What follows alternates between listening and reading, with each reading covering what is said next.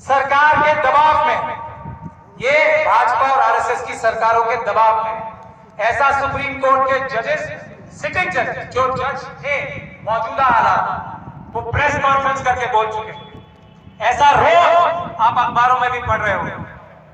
और इससे उनको जजेस को मजबूती देने के लिए भी हम 14 अप्रैल को सुप्रीम कोर्ट पे एक प्रदर्शन कर रहे हैं कि जजों को डराना बंद करो।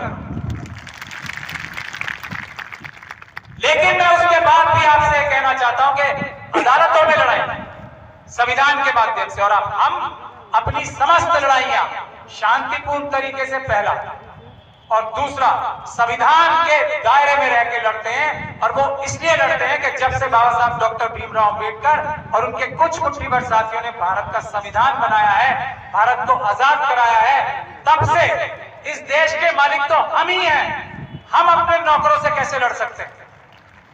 हम अपने नौकरों पे क्यों हाथ उठाएं?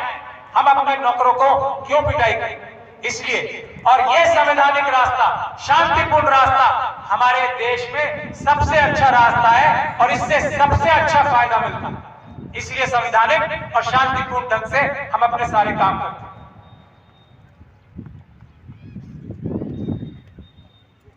मैंने नौकर इसलिए कहा, गलत नहीं कहा, अभी बताता हूं आपको। लेकिन अदालतों में सिर्फ 20% आपको न्याय मिलने की उम्मीद है, आपका हक मिलने की 20% उम्मीद।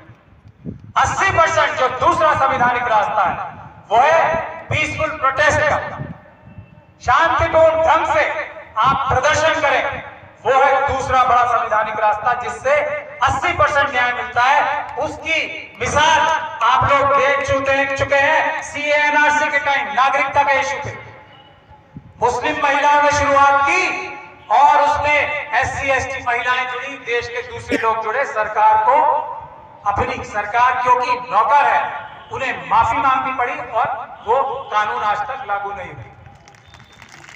हम लोगों ने तब भी सुप्रीम कोर्ट में डालने की दरखास्त, लेकिन अगर वो प्रदर्शन ना होते, सुन लीजिए ध्यान से, तो न्याय नहीं मिलता। अदालतों के भी हाथ मजबूत होते हैं, अदालतें भी निष्पक्ष फैसला देने के लिए ज्यादा मजबूत अपने आप को महसूस करती हैं यदि जनता, जो कि जजेस के भी मालिक है, मैं अभी आपको बताऊंगा, आप लोग सुप्रीम कोर्ट के जजेस के भी मालिक हो, जनता, और वो आपके नौकर हैं। तो नौकरों को ताकत मिलती है अपने मालिकों से, तो फैसले तभी अच्छे हो सके। किसान आंदोलन में आप लोगों ने देखा, ये सरकार जो अपने आप को बहुत ताकतवर और निर्दयी सरकार कहती थी, उसको भी प्रधानमंत्री साहब को हाथ जोड़ के माफी मांगनी पड़ी और किसानों के बिल वापस लेने पड़े। आप इस बात को देखे थे या नहीं देखे थे?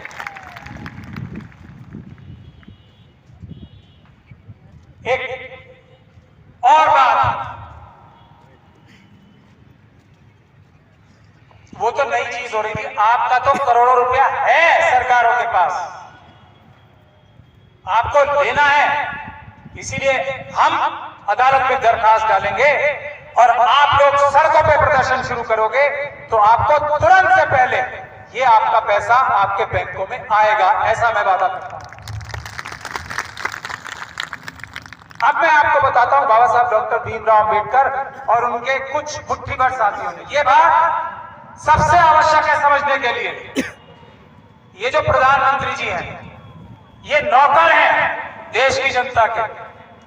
कोई शक किसी को है तो सरकारी लोग भी यहां बैठे आए और बताएं कि मैं झूठ बोल रहा हूं या सच बोल रहा हूं। प्रधानमंत्री जी आपके नौकर है, 5 साल की टेम्परेरी, आरजी नौकरी सिर्फ 5 साल की। जो प्रदेश के चीफ सेक्रेटरी साहब सबसे बड़े अधिकारी होते हैं ना, उनके अंडर ये पुलिस भी आती है, उनके अंडर डीजीपी साहब जो है, उनके अंडर ये सब पुलिस अधिकारी आते हैं। वो डीजीपी साहब और ये तमाम जो पुलिस अधिकारी यहां खड़े हैं, ये भी आपके नौकर हैं। अगर मैं गलत कह रहा हूं तो मुझे बताएं, बैठे हैं यहां पे, जनता के नौकर हैं। पब्लिक सर्वेंट बोलते हैं ना इन्हें, बोलते हैं कि नहीं बोलते? पब्लिक सर्वेंट, पब्लिक यानी कि जनता, सर्वेंट यानी कि नौकर। पहली बात आपको यह समझनी, उसके बाद जो सुप्रीम कोर्ट से लेके सारे जजेस वो भी पब्लिक सर्वेंट है, वो भी आप लोगों के नौकर हैं, आपके लिए सेवा कर रहे हैं, सर्विस कर रहे हैं। ये प्रेस, ये भी आपकी नौकर है, इसको भी आप ताकत देते हो। तो आपको पहले सभी अधिकारियों से मालिक के रूप में बात करना आना चाहिए। ये आपको पता होना चाहिए कि ये डीएम साहब, एसडीएम साहब, पटवारी साहब, एसएचओ साहब, पुलिस के दरोगा जी, ये सब आपके नौकर हैं। और ये बातें हैं, ये कोई भी व्यक्ति, प्रधानमंत्री से लेकर राष्ट्रपति से लेकर कोई भी छोटे से छोटा अधिकारी भी संविधान की शपथ लेता है कि नहीं लेता है? नौकर बनने से पहले लेता है। क्या कहता है कि मैं संविधान के हिसाब से काम करूंगा। क्या कहता है कि मैं कानून जो इस संविधान के अंदर बने हैं उससे काम करूंगा। अगर कोई नौकर झूठी शपथ दे तो उसकी क्या सजा होती है? आपके घरों में भी आपका कोई छोटा बच्चा भी अगर कोई आपसे झूठ बोल देता है तो आप कान पकड़ते हो ना उसको। तो मालिकों को, नौकरों के जो उनके रूल्स रेगुलेशंस है, जो उनके लिए काम करने का दायरा, सर्कल है, उससे बाहर निकलते हैं तो आप लोगों को कान पकड़ना आना चाहिए। और वो कान पकड़ने का तरीका है अदालतें। वो कान पकड़ने का तरीका है पीसफुल प्रदर्शन, शांतिपूर्ण प्रदर्शन।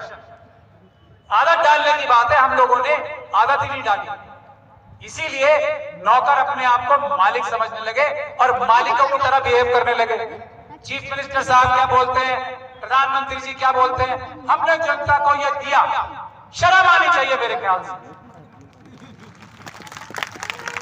मतलब आपका पैसा, आप मालिक, आपको नौकर ने दिया। ये कौन सा तरीका है भाई? कौन सा तरीका है ये समझने की बात है। आप लोगों को लगातार नौकरों पर निगरानी रखनी चाहिए कि जो आपका पैसा है वो नौकर चुरा तो नहीं रहा कहीं। रखते हैं ना नजर, ये नजर रखनी है आप लोगों को। और एहसान नहीं मानना है किसी का भी, क्योंकि अगर ये नौकर ठीक से काम करते तो आप सब लोग कम से कम SC ST के तो करोड़पति होते। मैं गलत कह रहा हूं तो पकड़े मुझे। अगर ये लोग ठीक से काम करते तो आप सभी के परिवार करोड़पति होते। अगर ये लोग ठीक से काम करते तो देश का हर एक गरीब व्यक्ति गरीबी रेखा से ऊपर होता, आराम से अपनी जिंदगी व्यतीत कर रहा होता, अगर ये लोग ठीक से काम कर रहे होते। इन नौकरों ने क्या काम किया है? पैसा आप सबका, खनिज संपदा आप सबकी, जंगल आप सबके, जमीन आप सबकी, जल आप सबका, और दे दिया किसे? अपने मुट्ठी भर बेईमान दोस्तों को, अडानी अंबानी जैसे। यही हो रहा है ना, वरना एक एक परिवार भारत का, और खास तौर पे शेड्यूल कास्ट, शेड्यूल ट्राइब का करोड़पति होता पूरे देश। और ट्राइबल लोगों को, आप लोगों को मुझसे ज्यादा अपने बारे में पता होगा, लेकिन मैं किस नजर से देखता हूं ट्राइबल्स को, वो भी मैं आपके सामने, जो ये बांध बनने की बात आ रही है ना, ये बांध बनाएंगे, उस पे मैं आना चाहता हूं। जब तक आप लोग मालिक हो, आप लोग जल, जंगल, जमीन बचाने के लिए देश के सबसे जिम्मेदार नागरिकों, कोई पढ़ा लिखा, कोई हम जैसा ये सूट पहनने वाला, कोई टाई लगाने वाला आपसे ज्यादा समझदार नहीं है। जल, जंगल और जमीन की रक्षा करने में, ये बात भी मैं कह रहा हूं, किसी को अगर इस पे आपत्ति है तो मेरे सामने आपका फैसला चलेगा, क्योंकि आप सबसे ज्यादा जिम्मेदार हो। आप लोग भी तो खनिज पदार्थ जैसे लूट रहे हैं ना, आप तो लूटते नहीं, आप इस प्रवृत्ति नहीं है आपके अंदर। आप भी बेच के करोड़पति हो सकते थे ना, सीधे सीधे डायरेक्ट। नहीं किया, क्यों? क्योंकि आप धरती को, एनवायरमेंट को बचाने का मतलब समझते हो कि ये धरती ही गिर जाएगी अगर जल, जंगल, जमीन बचा के नहीं रखी जाए।